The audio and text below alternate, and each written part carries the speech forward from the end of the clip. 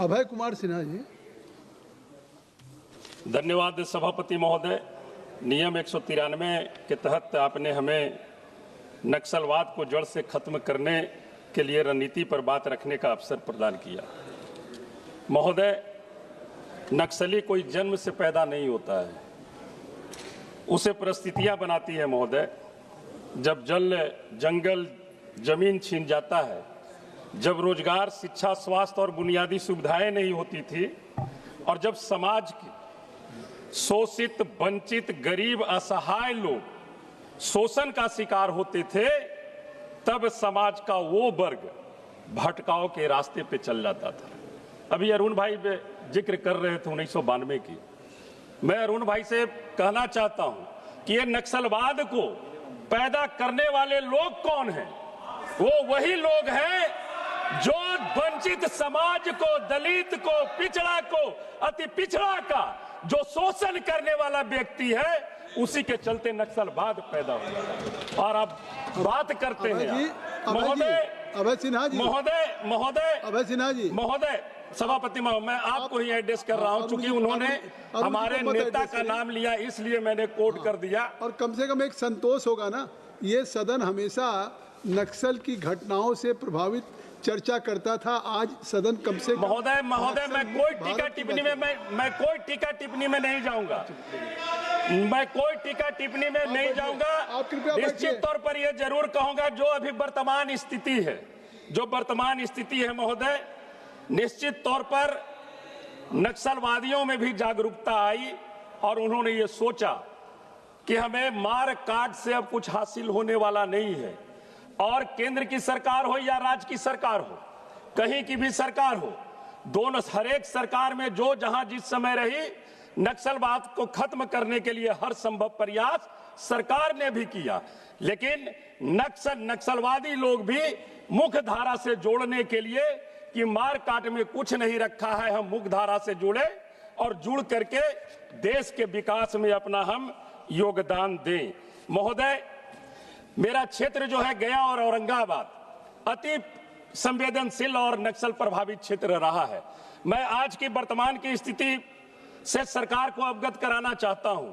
हमारा गया जिला का डुमरिया प्रखंड हो, इमामगंज हो, बांके बाजार हो, कोच प्रखंड हो, टिकारी हो, गुरुआ हो, गुड़ाड़ू हो, परैया हो, औरंगाबाद जिला का देव प्रखंड हो, मदनपुर हो, बारून हो, नबीनगर हो, टंडवा हो, रफीगंज हो, ये सारे इलाके अति प्रभावितशील रहा है महोदय। लेकिन स्थिति क्या है महोदय? स्थिति यह है कि आज ये सभी प्रखंड आज भी सुखाड़ का मार झेल रही है।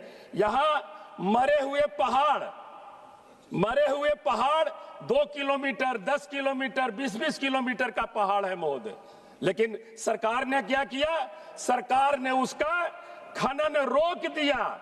करीब 10-15 सालों से बिहार में पहाड़ से स्टोन निकालने का खनन रोक दिया और उसके चलते स्थानीय जो रोजगार पैदा हो रहे थे, बड़ी संख्या में मैं कह सकता हूं कि कम से कम 50 लाख लोग इस खनन को रोकने से आम लोग प्रभावित हुए हैं। ये निश्चित तौर पर कह सकता हूं महोदय, इस क्षेत्र से जुड़े हुए लोग मुख्य धारा से जुड़ने का हर संभव प्रयास करते हैं।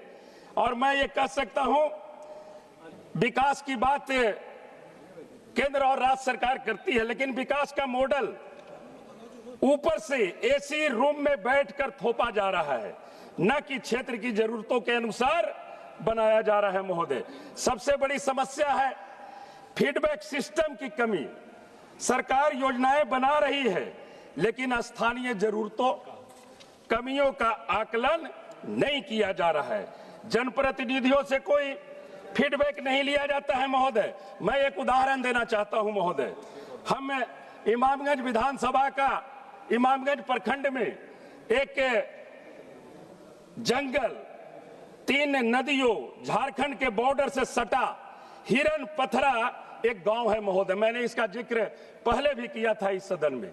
इस आजाद भारत में ये हिरन पथरा गांव, आज भी वहां के लोग आजादी पाने के लिए तरस रहे हैं महोदय। न कोई आवागमन है, न पुल पुलिया की व्यवस्था है, न समुचित पेयजल की व्यवस्था है। और ऐसे अनेकों गांव हैं, ऐसे अनेकों गांव हैं जो नक्सल प्रभावित रहा। हमारे माननीय मंत्री जी इमामगंज और औरंगाबाद महोदय 2 मिनट हमें समय दिया जाए, हमें 2 मिनट में अपनी बात को खत्म कर दूंगा। ऐसे अनेकों गांव हैं, आप ले लीजिए डुमरिया प्रखंड का छकरबंधा से होते हुए छकरबंधा और देव को जोड़ने वाली एक रोड है महोदय, 18 किलोमीटर कच्चा पथ है। वो इसलिए नहीं बन पा रही है कि वो वन विभाग के अधीन पड़ता है। और छकरबंधा पूरी तरह से नक्सल का एक गढ़ रहा था, राजधानी कही जाती थी। आप कहते हैं कि हम उन्हें मुख्य धारा में जोड़ने का प्रयास कर रहे हैं। आप जब तक विकास की धारा को नहीं आप आगे बढ़ाइएगा महोदय, जब तक मल्टी एजेंसी फीडबैक सिस्टम नहीं बनेगा तब तक आप नक्सल प्रभावित क्षेत्रों में जिस तरह का विकास की धारा आप चाहते हैं वो विकास की धारा नहीं हो सकती है। इसलिए सरकार से हमारी मैं डिमांड कर लेता हूं महोदय, सरकार से हमारी मांग है कि स्थानीय सामाजिक संगठन के लोग, स्थानीय बुद्धिजीवी वर्ग, पंचायत प्लस प्रखंड प्रतिनिधि, विधायक, MP, स्थानीय प्रशासन, पुलिस, इन सभी वर्गों का धन्यवाद फीडबैक सिस्टम नहीं बनेगा तब तक योजना नहीं होगी। आपको धन्यवाद, थैंक यू। विकास की बातें आपने की, बहुत धन्यवाद मल्लू रवि।